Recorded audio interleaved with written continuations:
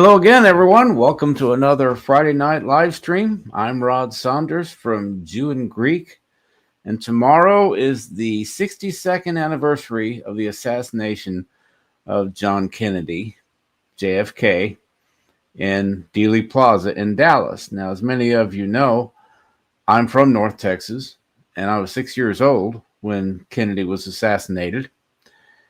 And I've had a lifelong fascination with this whole story.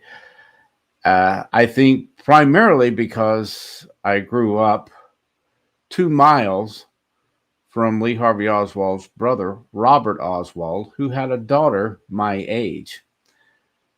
So from the time I was 7 years old until I graduated from high school, I went to school with a niece of Lee Harvey Oswald.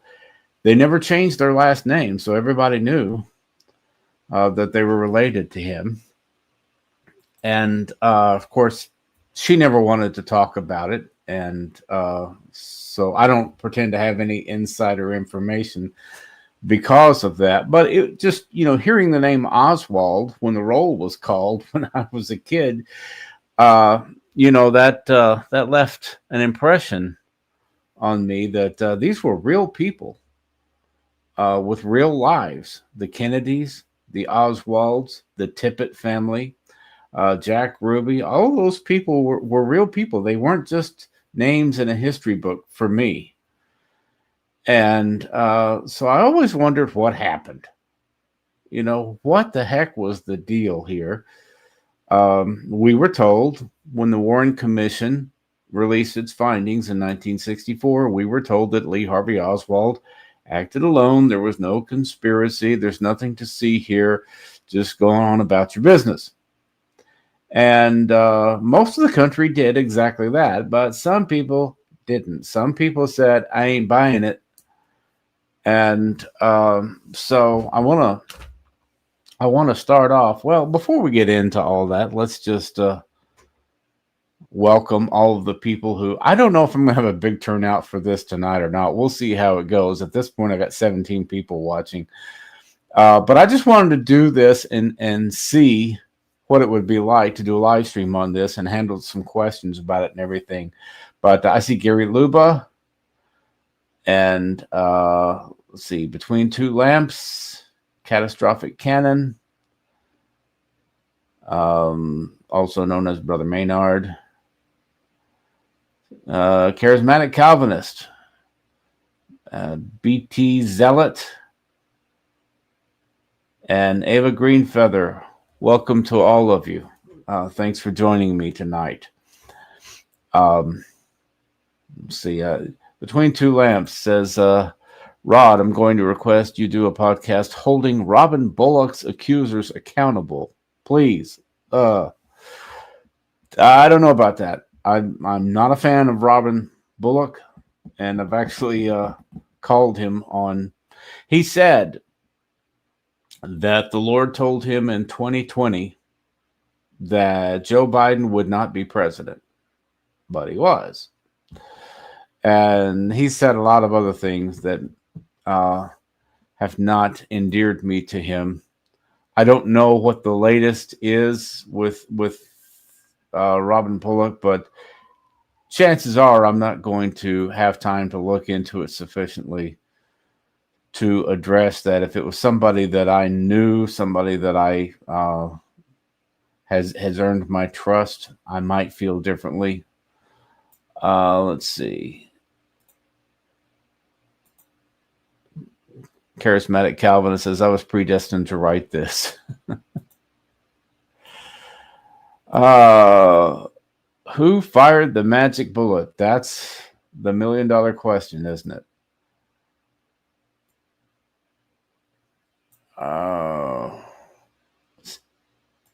Gary Luba says, is there anything to the claims that JFK's driver turned around quickly and shot him?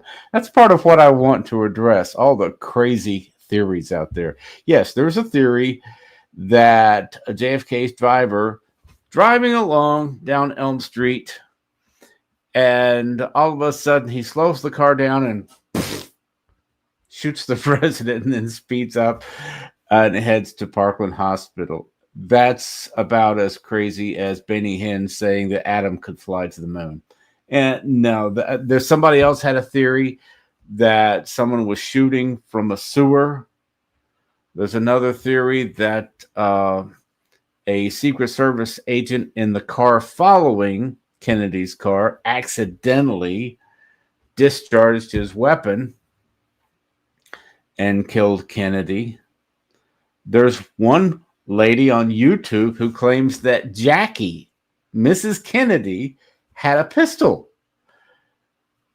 and she had a sock puppet. She her hand was covered up with a puppet, and somehow or another, she shoots Jack while sitting next to him, and then pretends that it was somebody else. I've heard all kinds of crazy theories, and this is one thing that you have to learn, is to navigate through all the craziness and try to find real, reliable, factual information, because there's been over a thousand books written on the JFK assassination, and most of them are garbage.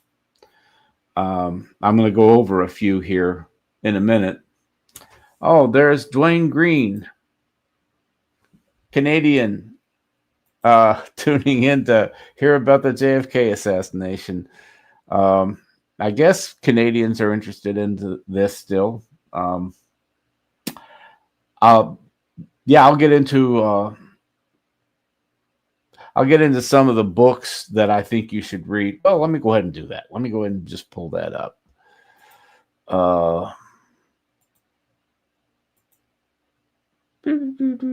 Image file.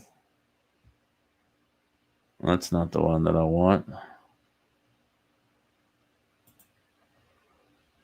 I'm still learning how to do this. After all this time, I'm still trying to learn how to do all this stuff. Okay. These are the books I would recommend if you really want to dig into this story. The first one is Rush to Judgment by Mark Lane. Now, Mark Lane was an attorney in New York, and when the Warren Commission released their findings in 1964, Mark Lane said, BS, I'm not buying it. He quit his job, moved to Dallas, and spent a year interviewing people and researching, following up on the Warren Commission. And he wrote this book, Rush to Judgment. It sold 1 million copies at this point.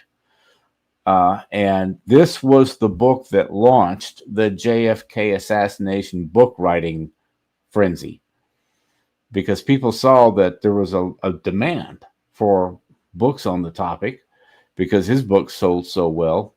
So everybody starts writing a book. Okay. The thing was, his book was very well researched. Now, I don't agree with all of the things that Mark Lane said in this book, but he brings out a lot of things that make you question the Warren Commission findings. And so this laid the foundation for everything. To me, this was like all the other books followed Rush to Judgment. If you're part of this community and you read stuff, everybody knows about this book. The second book I would recommend is Lee, A Portrait of Lee Harvey Oswald by his brother, Robert Oswald. Now, as I said, Robert moved to my hometown, Wichita Falls, a year after the assassination. And Robert was everything that his brother wasn't. Robert was, he served honorably in the military. Lee was in the military for 3 years and was court-martialed twice. Was not a good soldier. Robert was a good employee. He took a job as a sales rep for Acme Brick and made a career out of it, did very well. Lee couldn't keep a job.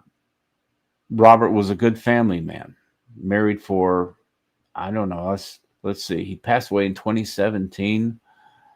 He was close to 50 years. He was married and had a son and a daughter, and they were members of Faith Village Church of Christ in my hometown, Wichita Falls. And Lee was an agnostic. Robert was a patriot.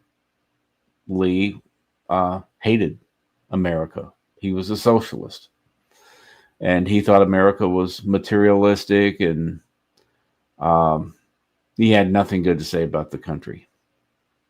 So anyway, they grew up together. Robert tells you all about their childhood and how messed up Lee was as a result of his childhood, and how he thinks his childhood impacted his judgment and his character to the point where he totally believed that his brother was guilty and acted alone. Till the day he died, he maintained, yes, Lee all his life wanted to be famous, and he was a socialist, and he was a screw up, a knucklehead.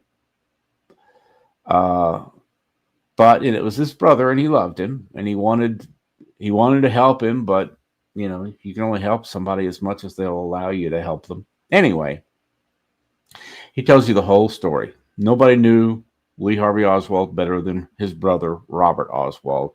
And that is an excellent book. So many people, when they look into this story, they research the mafia, the CIA, the Kennedy administration, Cuban nationalists, let's see, Carlos Marcello, Sam Giancana, all these people. They research organizations, but they don't read about Lee Harvey Oswald. They leave this book out of the required reading because, well, of course, that's his brother. What do you expect him to say? But his brother doesn't say Lee was a wonderful person. He didn't do it. He says Lee was messed up and he did it. So he's not trying to cover anything up. But he gives you a glimpse into the person that Lee Harvey Oswald was that I think is crucial to understanding this story. Because there are people out there who say, well, Lee didn't fire a single shot. Lee Harvey Oswald didn't fire a single shot. He was just the fall guy. Well, I think he was the fall guy, but don't tell me he wasn't there and that he wasn't shooting. The next book is Marina and Lee by is it Priscilla. Can't hardly read it. Priscilla Johnson McMillan.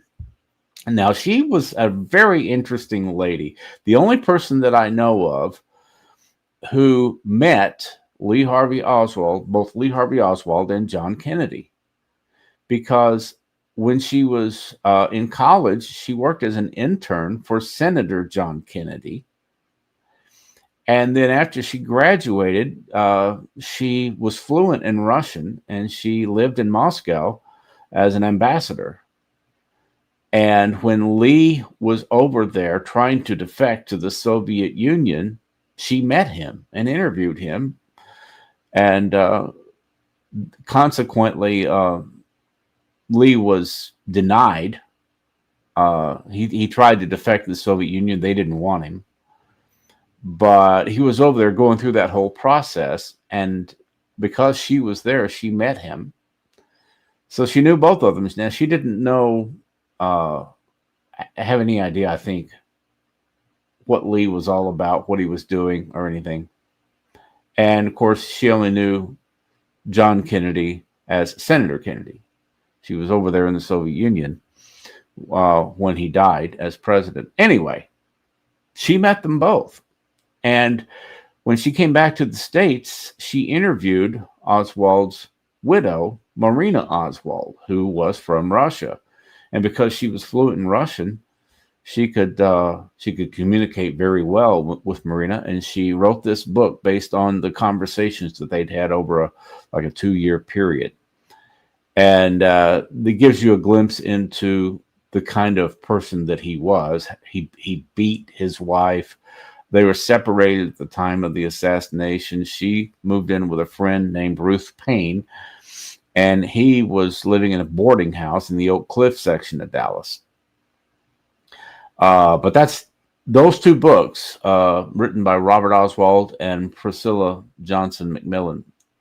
They show you what Lee Harvey Oswald was like. The next book I recommend is Fatal Hour: The Assassination of President Kennedy by Organized Crime. Now, this guy, Robert Blakey, the author, Blakey and Billings were the authors. But Robert Blakey was not just some conspiracy nut. He was considered an expert on the mafia. And he worked for the intelligence community in Washington, D.C. And he was called to head up the House Assassination Committee in 1976.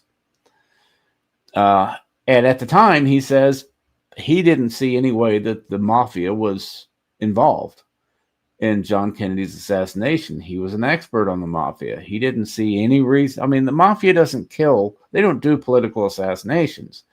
You know, they kill rats, weasels. They kill guys in the organization that they don't trust, that kind of thing. But they don't go around whacking heads of state. That's what he thought. And then he starts looking. The church committee came out in 1975 with the revelation that the CIA and the mafia had worked together in a conspiracy to kill Castro. That was news to the American people. We didn't know that the CIA and the mafia were working together, but they did. And once that came out, Blakey started thinking, well, gee, I wonder if maybe the mafia was, I mean, if they can kill Castro, and there were other heads of state that the CIA used the mafia to kill, including the leader of the Dominican Republic. This all came out in the investigations. It's not just conspiracy stuff, okay? And so Blakey says, well, let's look into this a little more. And he unearthed a lot of information about the mob's connection to this. And then he wrote the book. And to me, this makes more sense than anything, that the mafia was behind this. Oliver Stone's movie, JFK, the theme that was pushed in that movie was that it was all about the Vietnam War. Of course, with Oliver Stone, everything's about the Vietnam War. He was in Vietnam as a young man, and he later found out that the country had lied to him, and he's had, you know, a vendetta against the government and the military ever since. And so he, you know, I think he did Born on the 4th of July and Platoon. But Oliver Stone had to make it about Vietnam. And if you've seen the movie JFK, you know, LBJ told all of these cigar-smoking businessmen and military industrial complex people, you know, put me in office and I'll give you your war. That was a famous line from the movie. Now, we don't know that LBJ ever said that, but that was the line in the movie. But he tried to make it about LBJ. There was another movie called Executive Action that came out in 1973, which Executive Action was the first. It was the original JFK Assassination movie. And it was out for a couple of weeks, and all of a sudden there was pressure to all the theaters to pull that movie. It was just too controversial. But I got to see it before they pulled it from the theaters. Now, Executive Action was kind of a low-budget movie with Burt Lancaster. And the motive, according to that movie, was that the white ruling white class felt that Kennedy and civil rights and integration was going to ruin the culture. So they all made it all about race, okay, and protecting the ruling white class in Executive Action. And Oliver Stone's movie made it about Vietnam. And I say, hogwash, it was about the mafia. I'm sorry.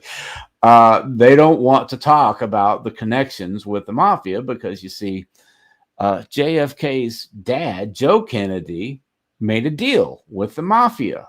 You get Illinois to vote for my son, and he'll go easy on organized crime. He thought they needed Illinois to win the election because they didn't think they were going to win Texas. It's the reason LBJ was on the ticket with Kennedy, was because Kennedy needed the votes from Texas to get elected. As it turned out, Texas went to Kennedy anyway, I think. I'll have to research that and make sure.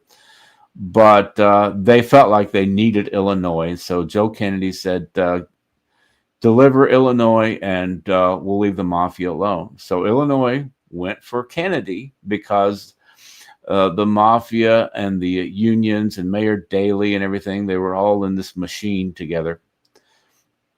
So then what happened was Kennedy made his brother Robert Kennedy the Attorney General. And as Attorney General, Robert Kennedy led a crackdown on organized crime. And of course, these mafia guys were like, hey, what's up with that? You know, we thought we had a deal. Are they double crossing us or what?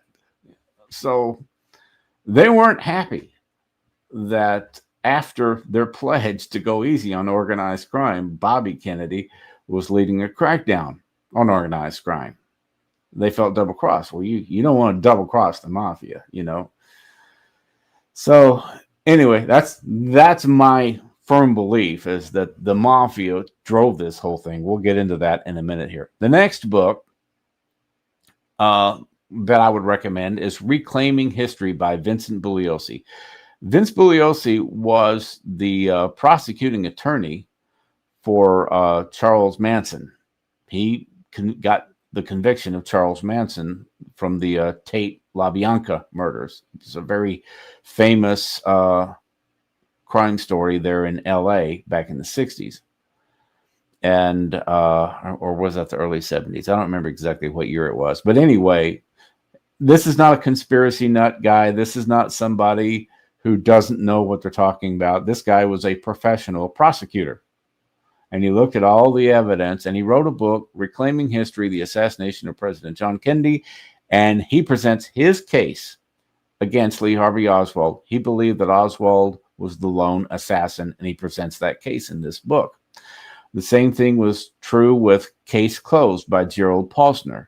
Gerald Posner was a famous investigative journalist, and he took all of his research, and he wrote a book saying Oswald acted alone. Now, the reason I recommend these two books is because it's just like when you're researching politics or theology or whatever, you want to listen to what the other side has to say and see if their case holds up. And even though I don't believe Oswald acted alone, I think it'll do you some good to read what these guys had to say to filter out a lot of the conspiracy nonsense. I don't agree with them on some things, but a lot of things I do agree with them on, and I think that they present a pretty compelling case, which at one time they had me convinced Oswald acted alone. But eventually, I had to come to the conclusion that Oswald couldn't have done this by himself.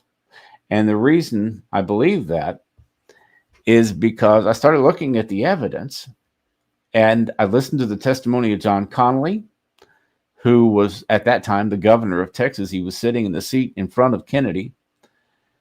And he said that he heard a gunshot. He said, I've been around guns my whole life. I know a gunshot when I hear it. I heard a gunshot. I turned around to look over my right shoulder. I didn't see anything. So I started to turn around and look over my left shoulder when I got hit. Okay. So the single bullet theory says that the bullet that hit Kennedy in the throat hit Connally and then went through his chest, hit his wrist, and then ended up in his left thigh. But Connally was turning around. Kennedy was already shot. Connally's turning around to look. Now, you know, bullets go pretty fast. So if that one bullet hit both of them, he wouldn't have been looking over his right shoulder after hearing that shot. He would have been reacting to being shot at the same time Kennedy was reacting to the bullet that went through his throat. So John Connally always said, I don't buy the single bullet theory. The bullet that hit him did not hit me. I was turning around to look. I didn't see anything. I started to turn around, and then I got hit. So he said, those are two different shots. This is John Connally saying this. So I said, okay, according to his testimony, the single bullet theory doesn't hold up. And then I watched the Zapruder film.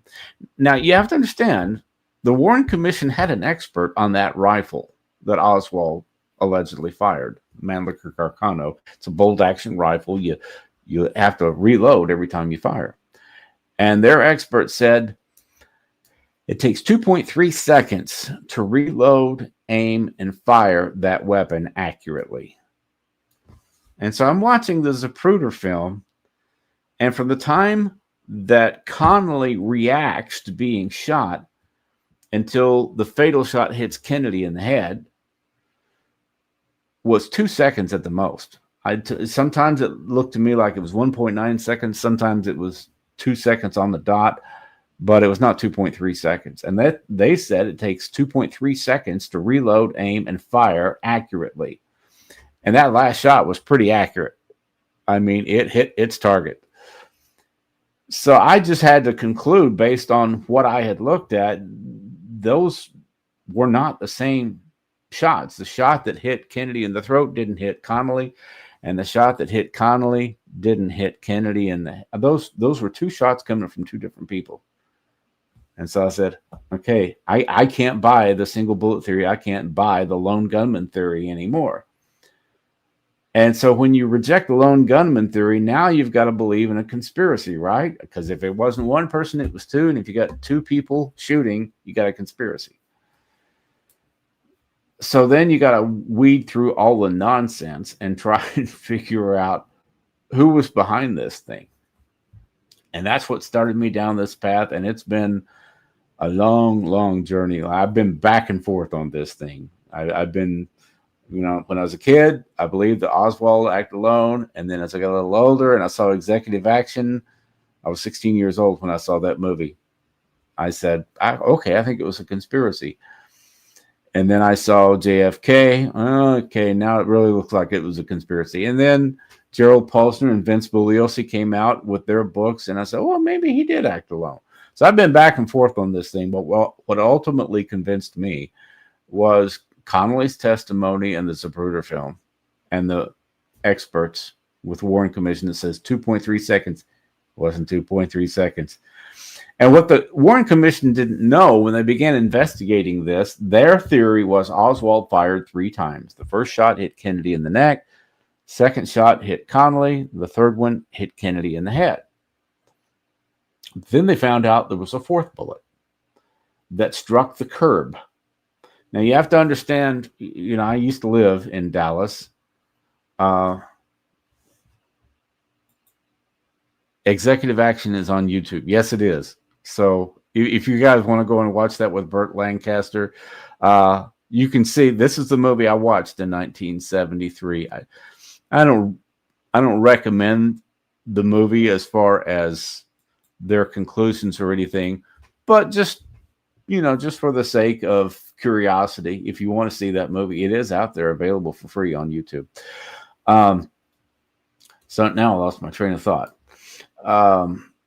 So the Warren Commission said, or started off believing that there were 3 shots fired, but then they found out that there was a shot that hit the curb on Main Street or Commerce Street. See, downtown Dallas has 3 roads that converge right by the railroad tracks as you approach the Stemmons Freeway out of downtown. And Elm Street, which the motorcade was on, goes east to west. It's one way. And then you have Main Street, which is a 2-lane road that goes both directions. And then you have Commerce Street, which goes west to east into downtown, into the downtown area. There was a guy, I can't remember his name. I should have pulled his name up in my research. Anyway, he was going downtown to have lunch with his fiance, and he got stuck in traffic. And traffic wasn't moving because of the motorcade. Everybody was there to see the motorcade. So he says, well, what the heck? I guess I'll just get out of my car and I'll watch the motorcade like everybody else. So he gets out of his car and he walks up the road a little bit because they expect, the president's car to come I don't know, within 100 feet or so of them. And then the shooting starts. And people start running and screaming, and chaos ensues. And in the process of everybody running around and screaming and ducking for cover and everything, somebody looked at this guy and they said, "Dude, you're bleeding." He had blood on his cheek. And he says, "Well, I thought I felt something hit me." Uh, no, he wasn't seriously injured or anything, but a bullet had struck the curb and a piece of concrete flew up and hit him in the face and drew blood. This eventually made its way into the Warren Commission findings. Initially the police report and then the Warren Commission's findings. Now they got to explain this. There's a fourth bullet here. How can there be four bullets? I mean, there wasn't enough time for Oswald to get all four shots. So they had a guy working for the Warren Commission named Arlen Specter, who eventually became a senator from Pennsylvania. But at the time, he was just an aspiring lawyer. He was working for the Warren Commission. Arlen Specter said, "I think I can explain it. One bullet hit Kennedy in the throat, went through his body, and then hit Connolly. So there were only 3 shots. The first one missed and hit the curb, where that guy got hit by the flying concrete. The second one hit Kennedy in the neck and then hit Connolly, and then the third one hit Kennedy in the head. There was no fourth bullet." See, they came up with a single bullet theory because they found out there was a fourth bullet, and that didn't fit the lone gunman theory. So that the evidence didn't drive them to that. Their theory drove them to the single bullet theory.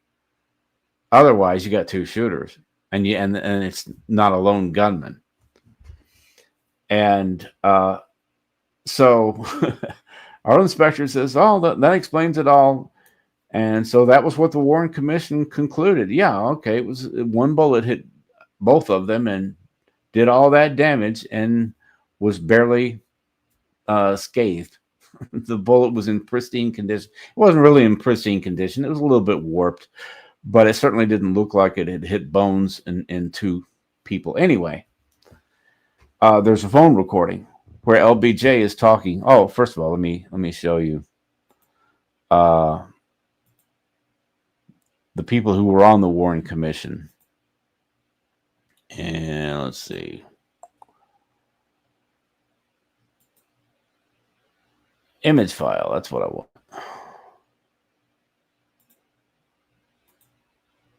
These are the guys on the Warren Commission. Earl Warren, who was the Chief Justice of the Supreme Court at that time.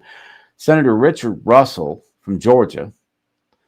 John Sherman Cooper, Hale Boggs, Gerald Ford, who was a congressman at that time. LBJ appointed all these people to the commission. And LBJ always said that Gerald Ford was stupid.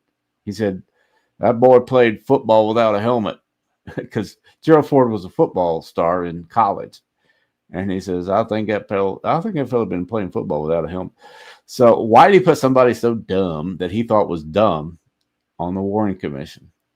Allen Dulles was the former director of the CIA who was fired by John Kennedy. Why would the guy fired by John Kennedy be on the commission investigating Kennedy's assassination? And then another congressman, John McCloy. These are the 7 guys, and then Arlen Specter worked for the commission. And we'll get into Allen Dulles a bit later on. But that was the whole story behind the single bullet theory. And it had nothing to do with the evidence. It had to do with preserving their lone gunman theory. At this point, I'm going to take a break here and go into the chat room. Let's see, close that out.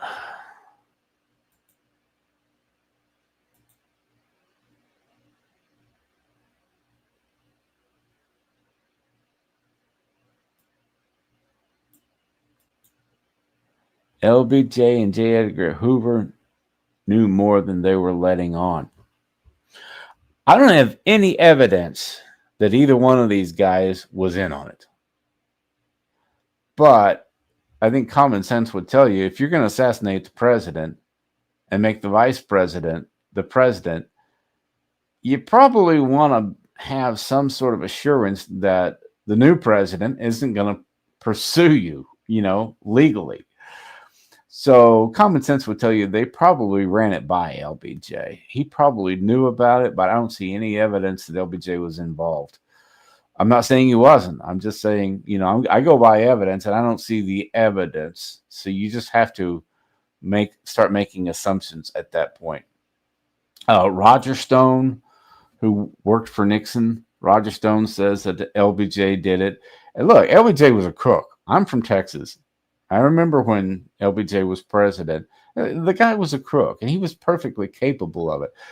I just don't see the evidence that he was involved in any of this. So you'd have to assume that there's evidence out there that hasn't been uncovered yet. And I don't go by what Roger Stone says. Yes, according to Michael Franzese, the mob was involved. Michael Franzese served many years in prison for crimes that he committed when he was with the mob. And then he got out of prison, became a Christian, and has talked about his life in what did he call it? The life? I think he calls it the life. Yeah, so the life. When you leave the life, you're looking over your shoulder. You know what I mean? Anyway. He said that in the mob all those years, he was told, we did it. It was a mob hit. Proverbs 17:11. Good to see you here, my friend from BCV. Let's see.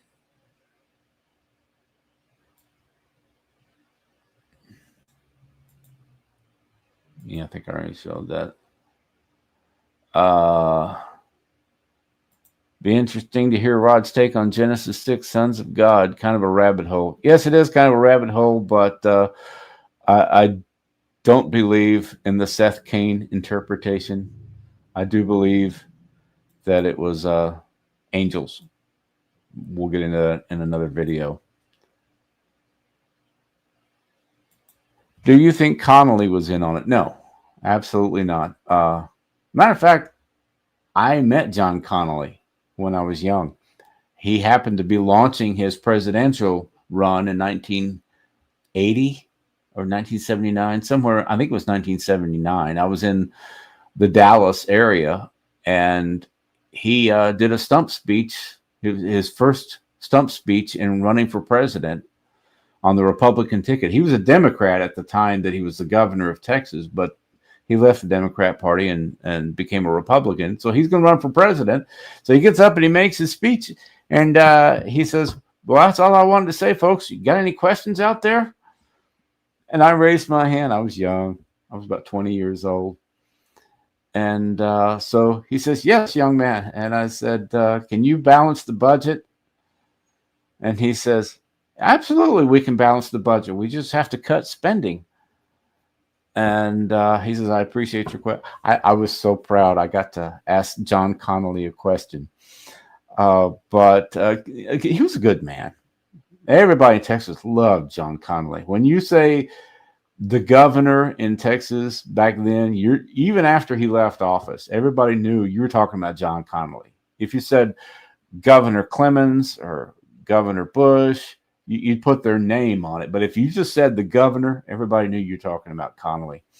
No, I don't think he was involved in it at all. I mean, he got shot. He almost died. If that was his plan, that was a mighty risky plan. Originally, Jack Hightower was supposed to ride in the car with Kennedy, and Connolly was supposed to be riding in the other car with LBJ. But Connolly insisted on riding with Kennedy. That's the story that I read. I don't know if that's true or not, but no, I don't think he had anything to do with it. I saw a documentary where RFK confronted LBJ and asked him point blank, Why did you have my brother killed? It was a known fact that both LBJ and Hoover did not like the Kennedys. That's absolutely true. The Lyndon Johnson and the Kennedys were not friends, but it was politically expedient to put LBJ on the ticket because, like I said, they needed to win Texas. They felt like either Texas or Illinois because they have a lot of electoral votes. But again, I don't see any evidence that either one of them was in on it. Doesn't mean that they weren't. I think LBJ was perfectly capable of doing that. There's rumors that he had his own hitman that killed people for him before he was vice president. LBJ was a crook, but that doesn't mean that he was involved in this and plotting it. Let's see. The Man Who Killed Kennedy, The Case Against LBJ hardcover by Roger Stone. Yeah. Roger Stone says that LBJ was behind it, but that's Roger Stone. Roger Stone is one of these slimy political operatives who's been around Washington for half a century. I don't like the guy. When Jesse Ventura was governor of Minnesota, he went to Cuba and asked Castro, did he have anything to do with Kennedy's murder? And Castro vehemently denied having anything to do with it. Yeah, I think that's probably true. I don't think he had anything to do with it, but there's no question that they were trying to kill him. The CIA and Kennedy and the Cuban nationals, the mafia was making millions of dollars in Havana under Batista. And when Castro overthrew Batista, he kicked the mafia out of the country, and they were losing a lot of money, and they wanted to get back into Cuba. The Cuban nationalists that were run out of Cuba, they wanted to get back in. They wanted their country back. They didn't want this socialist dictator, communist dictator running their country. They wanted to get their country back. And Castro was killing a lot of people who opposed his government. And of course, the CIA wanted Castro out because he was an ally with the Soviet Union, and that was a national security threat. So there's a lot of people that wanted to kill Castro. And boy, they really didn't do a very good job, did they? I don't think they even came close. And there is a theory that Castro took some of those people, found out who some of those people were, and he turned them and said, hey, instead of killing me, why don't you just go kill Kennedy? That's a theory. Because some of the same people who were plotting to kill Castro with the CIA and the mafia ended up being investigated in the assassination. Jesse the Body Ventura, that conspiracy TV show he had was classic. Yeah, Jesse's a piece of work. Jesse the Body Ventura, he was a wrestler. And then after he retired from wrestling, on a lark, he ran for governor of Minnesota as an independent. And what do you know? He got elected. Nobody saw that coming. I remember when that happened, all of the political pundits were saying, are you kidding me? The people were so fed up with the politicians in Minnesota, they didn't want to vote for the Democrat or the Republican, so they just voted for Jesse the Body Ventura. And I don't really care for Jesse Ventura, but I do think that's pretty funny that he was able to become governor when the only thing he'd ever really done in his life was body slam people. Let's see. Wasn't the Warren Commission put together by Allen Dulles under the direction of Johnson? I don't know for a fact that he was involved in selecting the other members, but it always seems suspicious. Why would you put somebody that didn't like Kennedy? And Kennedy fired him, why would you put him on that commission? Seems a little sus to me.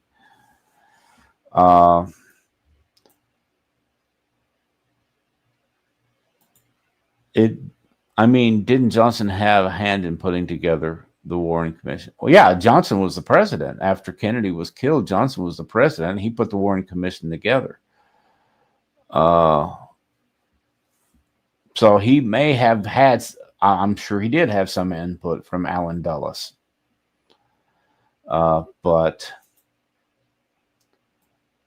that's just not something that I've researched that much as far as Allen Dulles' role on the committee. I just think it's suspicious that he was on the committee. What is your opinion of the Albert Thomas wink photo? I don't really know what that is. I'm assuming it's a photo that was taken the day of the assassination where they think there was a signal. They said the same thing about Charlie Kirk. All these people giving hand signals and everything. Hey, it's a go. The assassination is a go. You look on people sometimes. This is part of the stuff you have to filter out, I think, when you're doing any research into this. Like the guy that shot from the sewer and then pulled the manhole cover down. There was also the babushka lady. Oh, there's all kinds of stuff like that. I just completely filter out. I don't think it's relevant. I was in school in Minnesota when Jesse won. It was a shocker. Yeah. People were just totally stunned. I don't know. Did he get reelected? I don't remember. But yeah, Jesse loves his conspiracy theories. Okay, so let me get back to my notes here. Where was I? As you begin studying all of this, certain names keep coming up in the investigation. This is what Robert Blakey, who was on the assassination committee in the 70s, this is what he discovered. Because he was the expert on organized crime who didn't think organized crime was involved in it, but he kept seeing these names. Carlos Marcello, Sam Giancana. Sam Giancana was the head of the Chicago mob. Carlos Marcello was the head of the New Orleans syndicate. And then there was Santo Trafficante, who was the head of the Miami syndicate. Now, the Miami syndicate, these were the guys that were trying to send Cubans into Cuba to kill Castro. They wanted to get back into Cuba and open their casinos and start making millions of dollars again. Sam Giancana in Chicago had a girlfriend named Judith Exner. Judith Exner is also said to have been carrying on with JFK.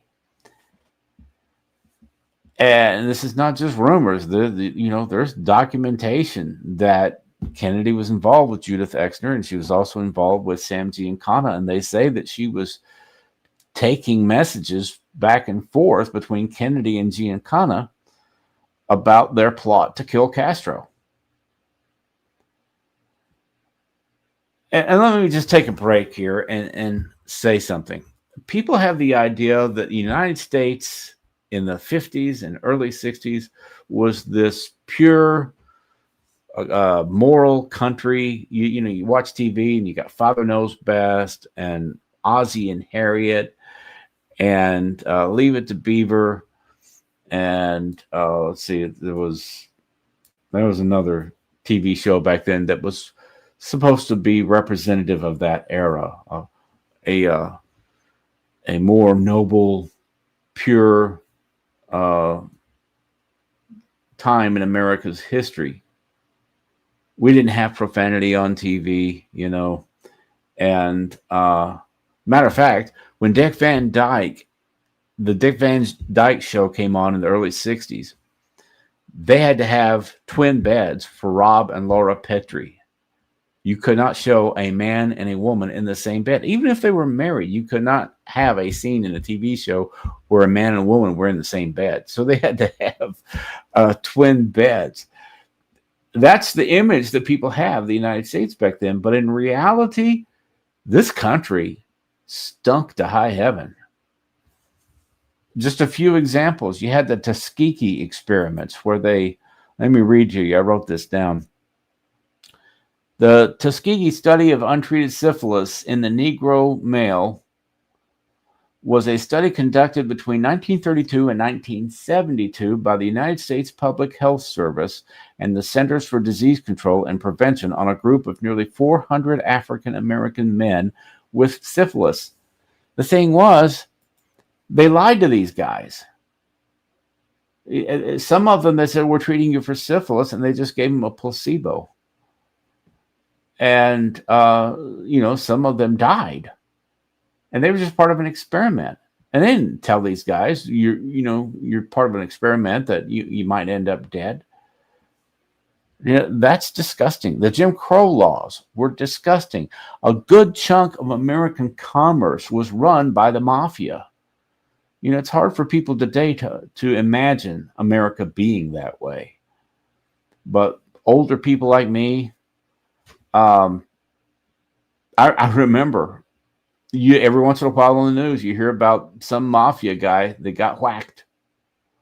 And you remember when Jimmy Hoffa disappeared. Jimmy Hoffa was a part of the Teamsters Union. They had ties to organized crime. JFK was a notorious womanizer. J. Edgar Hoover was a pervert. What you saw on TV with Ozzie and Harriet and Father Knows Best, that was not reflective of true American culture. Like I said, the mafia was running a good chunk of American commerce. The mafia wanted to get back into Cuba. Before Castro came to power, Cuba was the place that all the wealthy, famous people went to have a good time. Let's just go to Havana and party. And then after Castro took over, everybody decided, well, let's just go to Las Vegas. And that's when Las Vegas just exploded in popularity. It wasn't that popular until after Havana, the casinos and the mob facilities in Havana were shut down.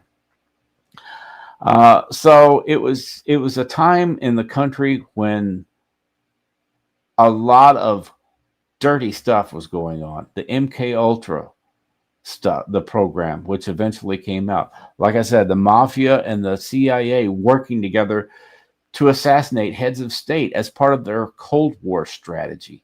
All this stuff was going on back then. The American people didn't know about it. We believed that the country was pure as the driven snow. We thought the CIA were the good guys and the mafia were the bad guys. We didn't know they were working together. So when I started getting into all the stuff about the mafia, today the mafia has been pretty much neutralized because of the RICO laws. But we're talking about 62 years ago, and the mafia still had a lot of control of what was going on in this country. They had politicians on their payroll and everything. So, Lucille Ball couldn't say pregnant on her show back in the 50s. I didn't know that, but I believe it. So I did a couple of videos last year on the Kennedy assassination. I've linked to them in the description. I also did a video years ago on the song American Pie by Don McLean. A lot of people dissect that song to see what it's about, but I think what American Pie was talking about was Don McLean was a fan of rock and roll in the early days of rock and roll with the Sock Hops and Buddy Holly. But then after Buddy Holly died, he said rock and roll became this sign of moral deprivation, sex, drugs, and rock and roll. And it was no longer about having a fun time at the Sock Hops. It was now about having these orgies and sex and drug orgies like Woodstock. And he was disgusted with what had become of American music. That, American Pie was, back in the 50s, he felt like it was a simpler, more moral time in the country when people went to church and said their prayers and pledged allegiance. And then 10 years after Buddy Holly's death, 1969, you got Woodstock and Anyway, I think that song American Pie encapsulated the religion of rock and roll that replaced the religion of Christianity in American youth. I think that's what Don McLean was talking about. 6 weeks after the assassination of John Kennedy, the Beatles came to the United States. February 7th, 1964. And they appeared on Ed Sullivan, and that launched the British invasion. And all of a sudden, you had all these British bands. Prior to the Beatles, American kids listened to American artists. We didn't listen to British artists. But once the Beatles made it, all these other groups said, well, Americans like British music now. So they all started, Herman's Hermits, the Rolling Stones, and they called it the British invasion. And along with that came a lot of the Eastern mysticism, the Beatles and the Maharishi Mahesh Yogi and everything. And it really led to a decay in our culture. And it all started right after Kennedy was assassinated. I think it triggered a change in our culture. And I think that's what Don McLean was referring to. So this is not just about history. It's also about American culture and morality and Christianity. Don McLean said, the three men I admire most, the Father, the Son, and the Holy Ghost, they caught the last train for the coast the day the music died. I think he was talking about three guys on the plane, but I think he was also making a reference to the Father, the Son, and the Holy Ghost, as though America lost its moral bearings as sex, drugs, and rock and roll took over. So anyway, let me get back to the story. Jim Garrison. Jim Garrison was the prosecuting attorney in New Orleans who came up with the idea that there was a assassination conspiracy plot, and he put what was the guy's name? Clay Shaw. He put Clay Shaw on trial for his role in the Kennedy assassination. This was in the movie JFK. Of course, Clay Shaw was acquitted, but Jim Garrison started stirring everything up. And Jim Garrison was the guy who had the belief that Oswald was a patriotic soldier doing what his country told him to do, and then they framed him and had him killed. Like I said, Oswald was in this up to his ears. I think what happened, Oswald was working at the Texas School Book Depository. I think he was shooting from that building, but Oswald wasn't that good a shot. I mean, he did qualify as a marksman. There's 3 levels in the military, that, as far as I understand. Marksman, let's see, the lowest is marksman, and then sharpshooter, and then expert. His first time, he qualified as a sharpshooter, and the second time, he only qualified as a marksman. But he'd been out of service for a couple of years when this happened. And in the military, they issue you a good rifle, and you're shooting at a stationary target. He had a cheap rifle, and he was shooting from the 6th floor at a moving target. So I think he fired 3 times, and I think 2 of them missed everybody, and 1 of them hit Connolly. But I don't think he needed to hit Kennedy. They didn't care if he hit Kennedy or not. They just wanted him up there shooting because he was going to be the fall guy. So I said in the title, who pulled the trigger and who pulled the strings? I think the evidence suggests that this whole thing was triggered with, it began with Carlos Marcello, the leader of the New Orleans syndicate, because as part of his crackdown on organized crime, Bobby Kennedy had Carlos Marcello essentially kidnapped and shipped off to Guatemala because they found a fake passport to Guatemala. So they said, okay, well, if you're from Guatemala, we're going to send you to Guatemala. You're in the country illegally. and you're organized crime. We want you out of here. So they sent him to Guatemala. He wasn't from Guatemala. He was Sicilian. He didn't know Spanish. So they sent him down there, and 2 months later, he was back in the country with a vengeance. I'll be back, Marcelo was mad at Bobby Kennedy. But what good would it do to whack Bobby Kennedy, his brother's president? So they quoted Carlos Marcelo as saying, if you want to kill the dog, you don't chop off the tail, you chop off the head. You know what I mean? He decided instead of killing Bobby, just kill John. And that'll neutralize Bobby because LBJ will be president. LBJ hates Bobby Kennedy. So that was originally the thought, the plot from Carlos Marcelo. But the mob can't do that without a little assistance from the government, right?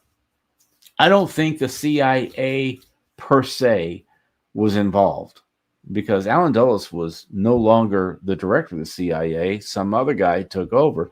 I think some rogue elements in the intelligence world, headed up by Allen Dulles, probably orchestrated this thing. Well, when I say orchestrated, I think the plan came from Marcelo. But remember now, the mafia and the CIA, they're working together. They're talking to each other. And I think Marcelo starts saying, we need to whack this guy. You know what I mean? And Allen Dulles says, well, we can help you pull that off. We know how to do black ops. And so they just started talking. And I think a handful of people like Allen Dulles and Bill Harvey, who was another guy who was in the intelligence community, started talking with people like Sam Giancana from Chicago, Santo Trafficani. Sam Giancana had a guy working for him named Johnny Roselli. And Johnny Roselli was hired to work with people who were trying to kill Castro.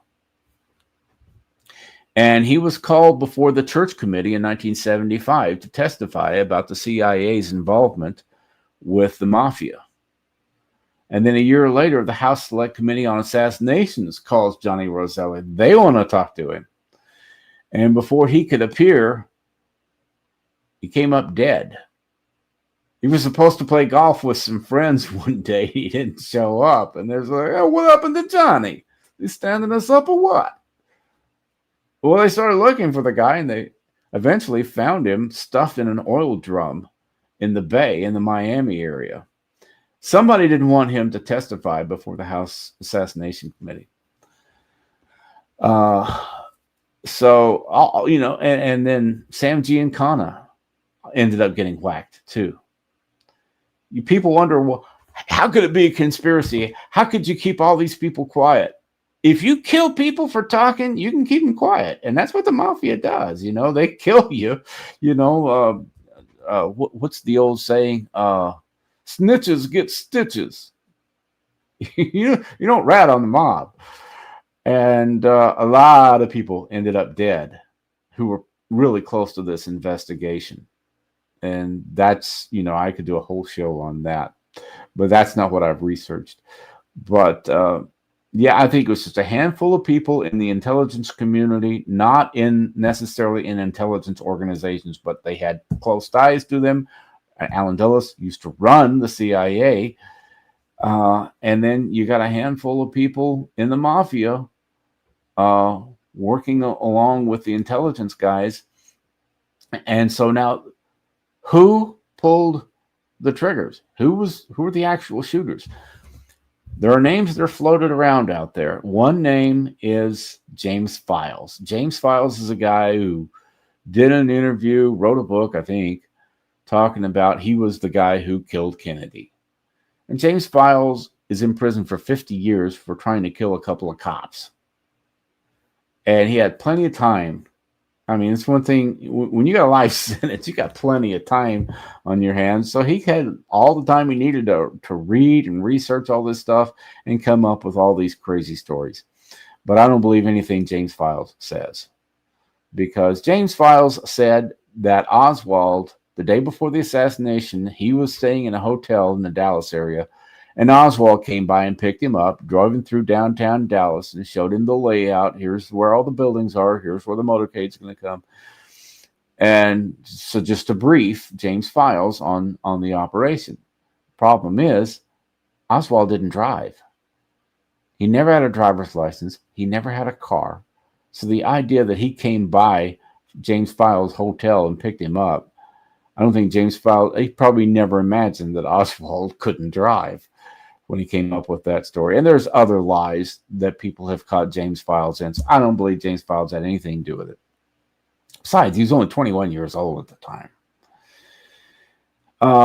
Another name that's floated around is Charles Harrelson, the father of the actor Woody Harrelson.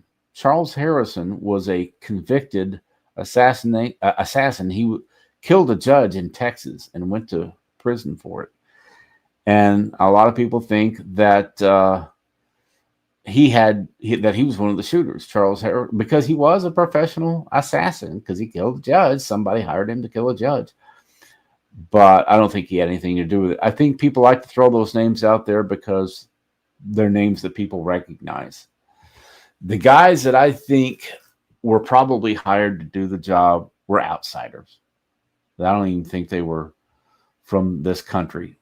One of the names that comes up a lot, and I had to write it down or type it into my notes because most people never heard of this guy, Herminio Diaz Garcia. This was a guy who wanted Cuba back. He wanted Castro out. He was a hired killer, and he was part of the Cuban nationals that were set on killing Castro. And he actually admitted to or confessed to a friend of his in Spanish that he was one of the shooters there in Dealey Plaza. And he died in 1966, just 2 or 3 years after the assassination. He died in an operation in Cuba trying to kill Castro. I mean, this guy was all about taking Castro out. And he was mad at Kennedy because Kennedy bailed on them during the Bay of Pigs. And I think he confessed. So I think the fact that he confessed, the fact that he did this for a living, and he was part of the whole anti-Castro thing, I think it fits perfectly. Another name is John Sautre, Souetre. That's a French name. I don't know how you pronounce Salt, I guess. He was a French assassin who supposedly was in Dallas that day. And so I think if they're going to hire assassins, they probably hire people who were not Americans and then get them out of the country as soon as possible.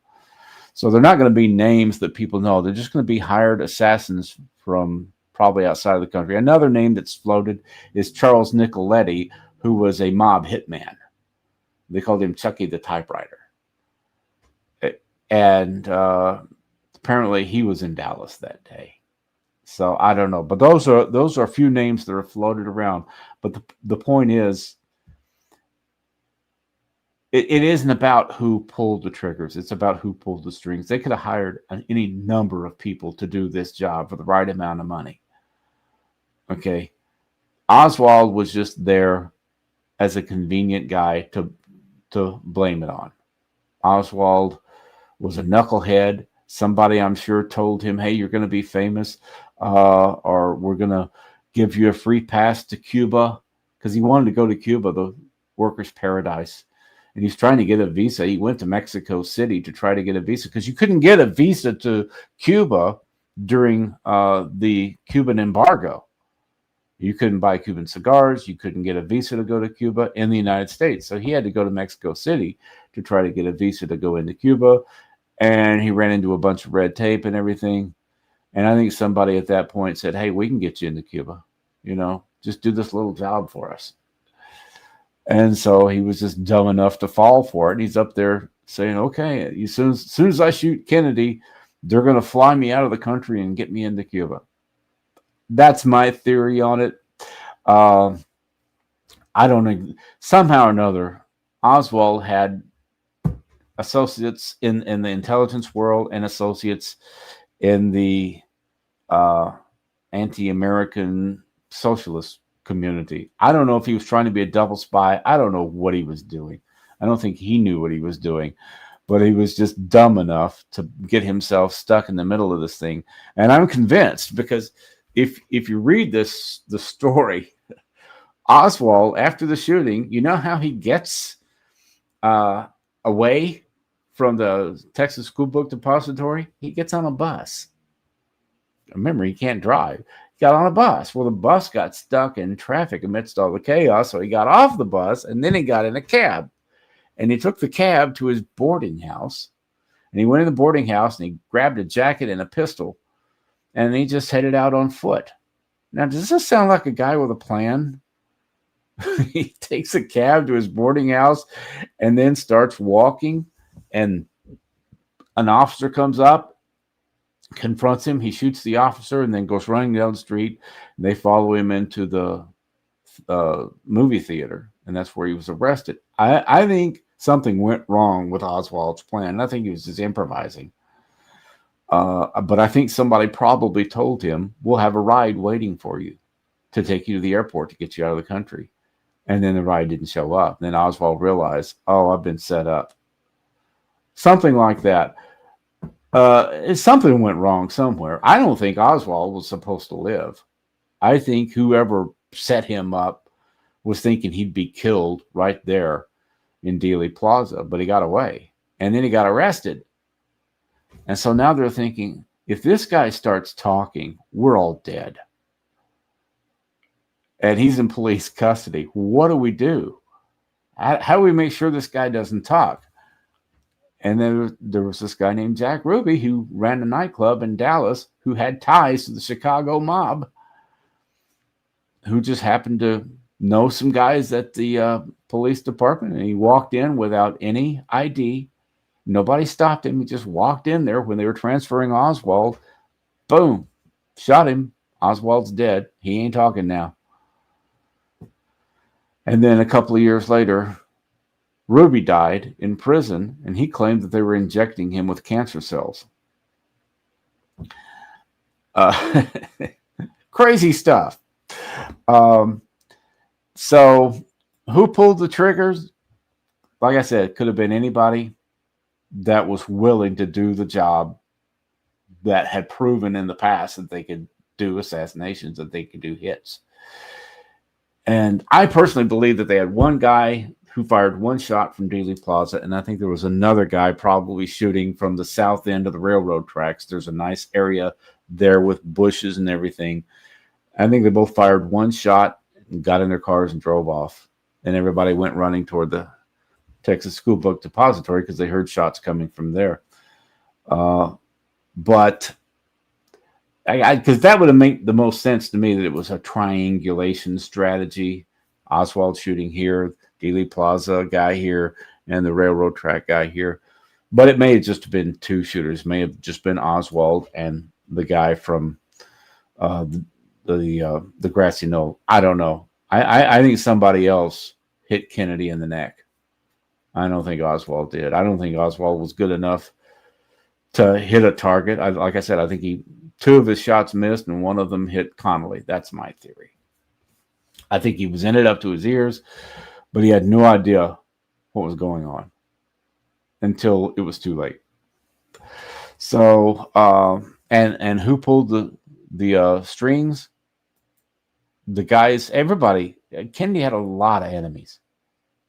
The Cubans hated him because of the Bay of Pigs thing. The CIA was concerned that we weren't going to be standing up to the Soviet Union. See, Kennedy didn't want to start World War III, a nuclear war.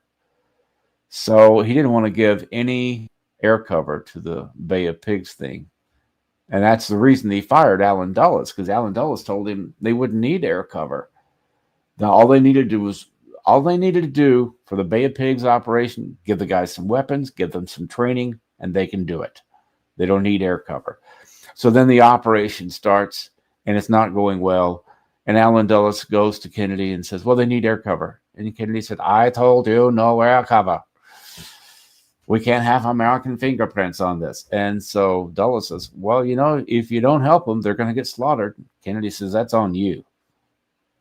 And then after the whole thing blew up, Kennedy fired Dulles for lying to him. And that started this move against Kennedy within the intelligence world because they idolized Allen Dulles. So you had CIA guys that hated Kennedy. You had mafia people who hated Kennedy. You had Cubans who hated Kennedy. There's a lot of people who would have been willing to do it. But how do you do it and pull it off? That's the thing. These intelligence guys knew enough about black ops. They knew enough about disinformation campaigns, I think, to cover up what the mafia essentially was pulling off. So that's pretty much everything I want to say. Now let's see if you guys got questions. And let's see. All right. I seen the photo of Thomas winking at Johnson when he was being sworn in as president. That's what the wink thing was. It was when he was being sworn in. Okay. And Jackie was standing next to Johnson in her blood-stained dress. You can Google the photo. Right. Yeah, people say he is winking. You can't tell anything from one photo. You can take photos of people. They used to do this when George Bush was president. They would take a still frame from video when Bush's eyes would be going up. He'd be making a funny face like, and they would take that one still frame and make it into an image just to make Bush look stupid. You can't tell anything from one photo. Were they winking? Were they blinking? I look for evidence. I don't look for, stuff to be suspicious about. But yeah, a lot of people focus on stuff like that. I see he was winking, just like in the Charlie Kirk assassination. Oh, he's giving a hand signal. Shut up.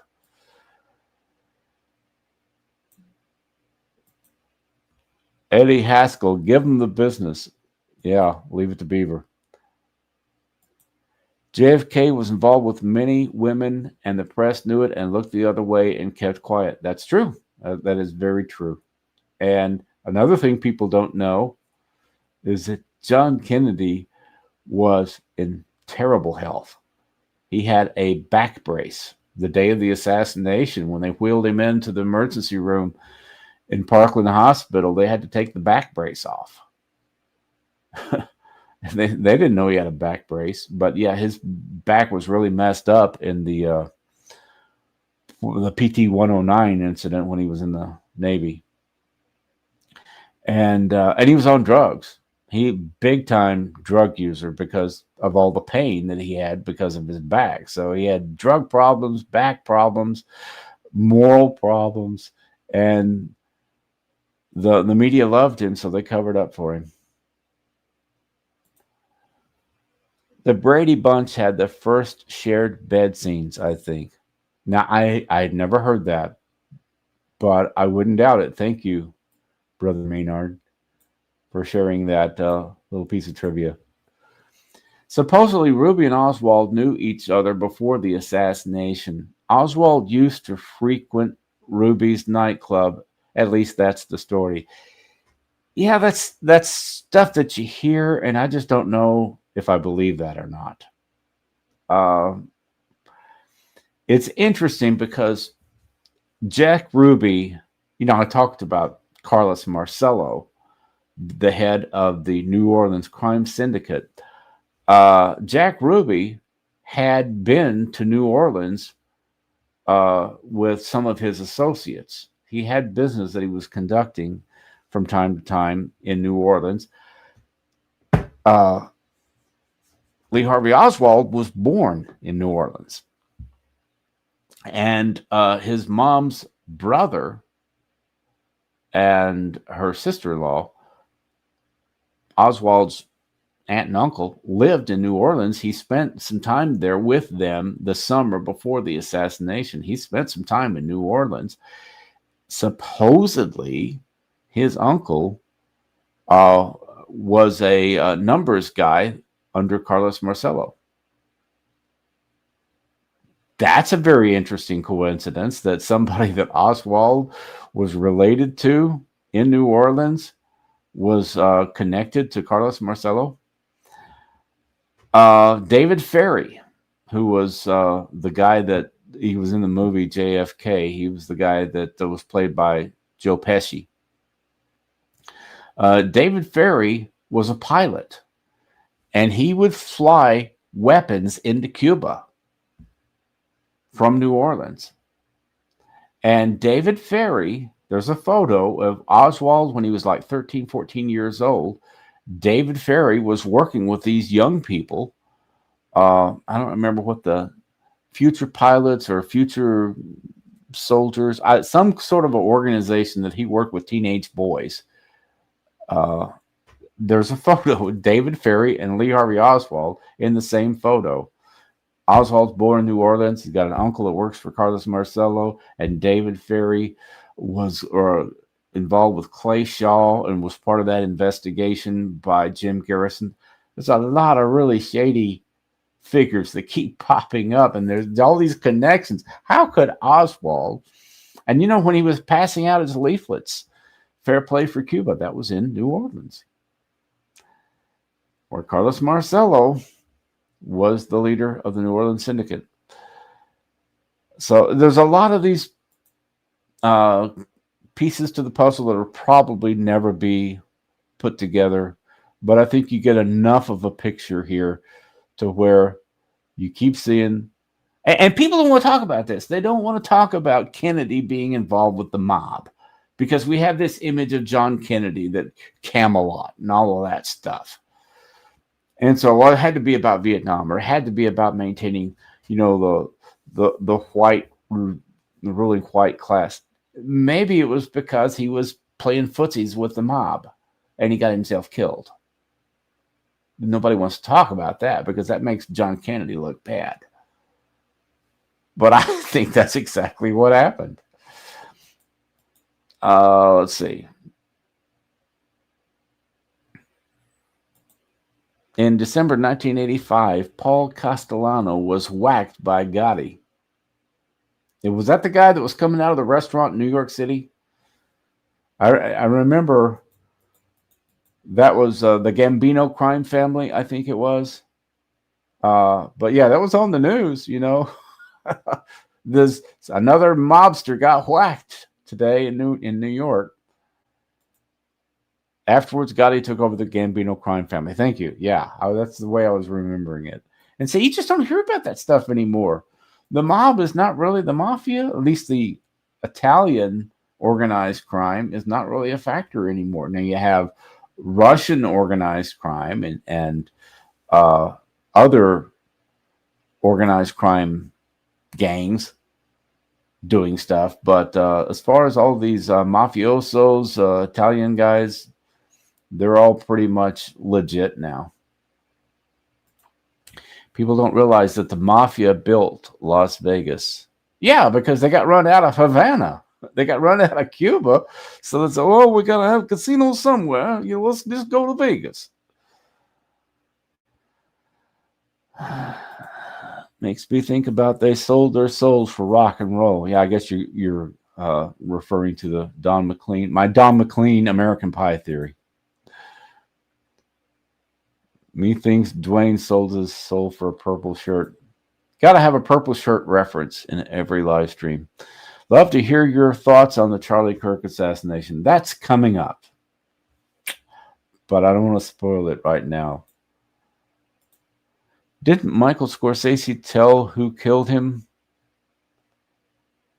Scorsese didn't he do the movie The Last Temptation of Christ? I don't remember him being a part of the Kennedy assassination story. If Ruby had not killed Oswald, we would have found the truth, but the mafia made Ruby get in there and kill him. That's the theory, because he did have ties to Chicago and organized crime. Too many coincidences. Can anybody say Bill and Hillary? Okay, that's outside the scope of this live stream. Ron, are you familiar with James Files? Yeah, I already discussed James Files. He's a pathological liar. I don't believe anything the guy has to say. Okay, I guess. All right, you must have typed that first comment before I started talking about Files, and then you typed this. Okay. Jim Henson pulled the strings. Well, he pulled some strings, didn't he? The Muppets. Ruby knew a lot of the Dallas cops. That is true. They used to hang out at the Carousel Club that Jack Ruby owned and operated. And this is a part of what I talk about how morally depraved the country was back then. JFK's Secret Service guys were out partying the night before, and they were hung over that morning. And the last thing in the world they were concerned about was doing their jobs. $20 super chat. Thank you, Charismatic Calvinist. I appreciate that. Kennedy had started the process of shutting down the Fed, and he started the process of pulling the troops out of Vietnam. Well, we didn't really have a lot of troops there. We had advisors in, I guess, if you want to call them troops. But he wasn't, I don't know if he was shutting it down or if he was just not going to escalate like they wanted him to escalate. I'm not saying Vietnam wasn't a factor. I'm just saying that I don't think it was the only factor. I don't think Kennedy would have been assassinated just because he didn't escalate the situation in Vietnam. I think the main thing was the mafia wanted him out, and the CIA wanted him out because they wanted to stand up to the Soviets, and they didn't think Kennedy had the cojones for it.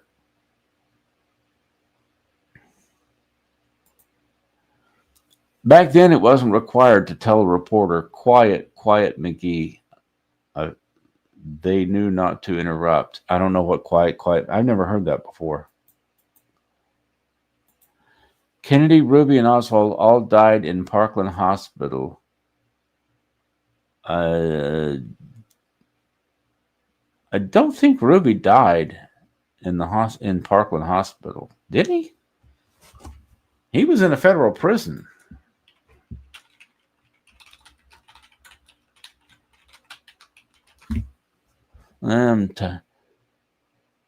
Jack Ruby died in Dallas, Texas at Parkland Hospital. Son of a gun. You're right. I learned something new there. I knew that Oswald and Kennedy both died. Well, Kennedy was dead before he got there. Come on, let's face it. But they pronounced him dead there. But I didn't know Ruby died in Parkland. Dallas is my old stomping grounds. I should have known that. Well, thanks, Kimball. No, it's Kimball. Sorry. Looks like an L. For informing me on that.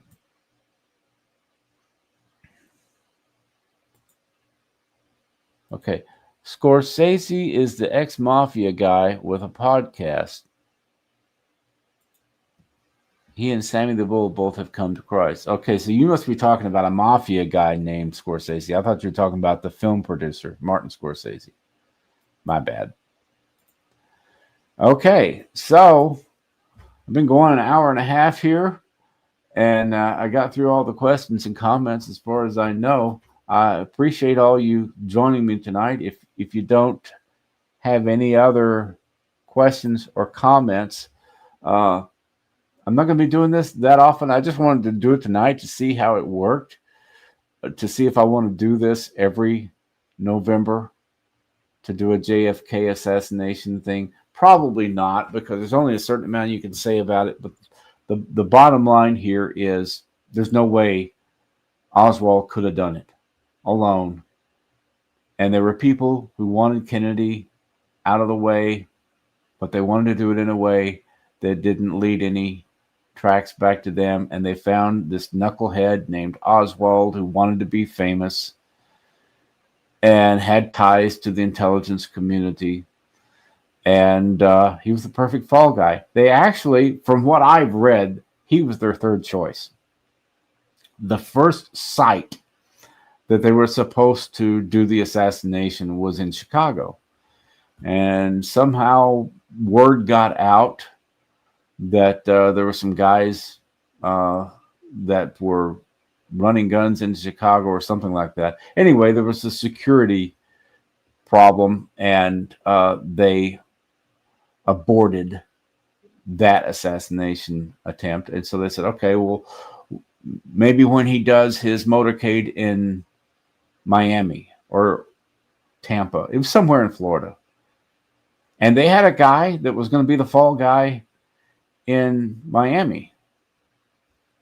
And then something happened and they called that one off. But apparently they had a fall guy ready to go in Chicago. They aborted that one. Then they had a fall guy ready in Florida, and they called that one off. And so they said, well, we're going to have to try it in Dallas. And Dallas was a go. And so Lee Harvey Oswald was just the unlucky SOB that took the fall. If they hadn't aborted those two previous missions, if they tried to kill him in Chicago or Florida, we would have never heard of Lee Harvey Oswald. If that theory is valid, and a lot of people say, "Oh yeah, they had somebody." Because this is what they did back then. They would use people that wanted to be where the action was, and they would set them up to take the fall. Like I said, it was a time in the country where things like that were done and swept under the rug. The Tuskegee experiment, MK Ultra, all this, Jim Crow laws, all this stuff eventually came out.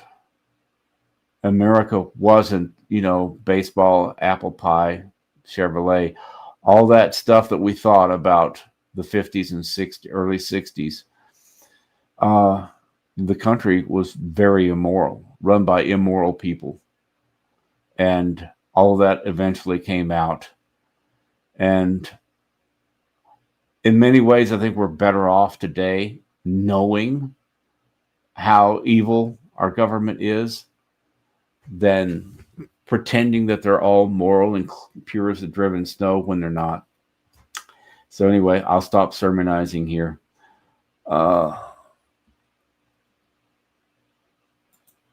President Trump told a reporter to be quiet. Look it up after the stream. I don't know what you're talking about there. I heard Chicago, did Miami, and they settled on Dallas. Okay. I read Miami one place and Tampa another. I don't know, but somewhere in Florida. But yeah. Okay. So anyway, I'm going to go ahead and wrap it up. Thanks, guys, for tolerating this hour and a half rambling on about JFK and everything. Oh, there's one other thing I wanted to show you. In case any of you are wondering, is this really true about you growing up with Oswald's niece? There she is right there. It's in that photo was in Robert Oswald's book. That's the girl that I grew up with. Now she's just like 2 years old at that point. And she doesn't want to be a part of this story, so I don't even give her name.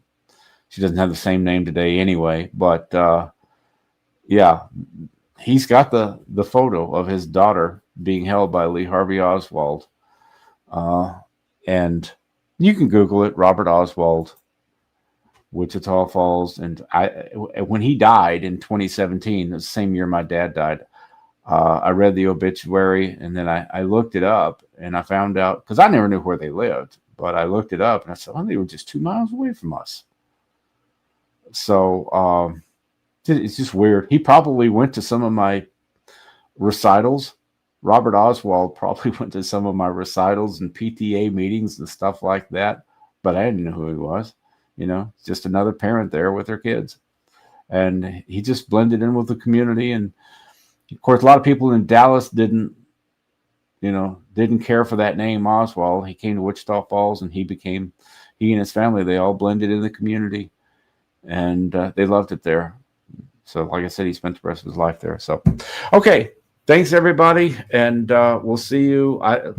Next week is Thanksgiving. I don't know if I'm going to do anything next Friday night or not, but I'll let you guys know.